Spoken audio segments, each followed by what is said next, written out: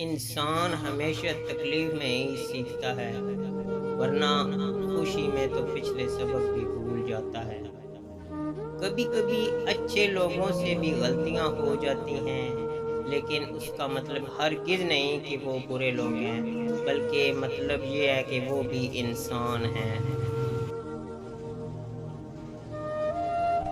آپ اپنی زندگی سے بھلے خوش نہ ہوں، پر کچھ لوگ ایسے بھی ہیں جو آپ جیسی زندگی جینے کے لیے ترستے ہیں۔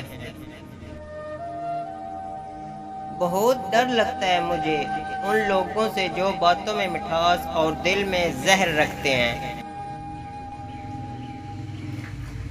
اپنے وہ نہیں ہوتے جو تصویر میں کھڑے ہوتے ہیں، اپنے تو وہ ہوتے ہیں جو تکلیف میں ساتھ کھڑے ہوتے ہیں۔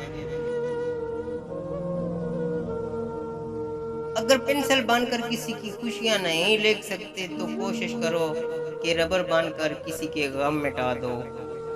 اپنا ٹی وی کو لائک کریں، سبسکرائب کریں۔ جب ہمارے احساس کو بہت بری طرح روندا جاتا ہے تو پھر کسی سے احساس کا رشتہ جوڑنے کا دل نہیں کرتا۔ زندگی جب کچھ دیتی ہے تو احسان نہیں کرتی، اور جب لیتی ہے تو لحاظ نہیں کرتی۔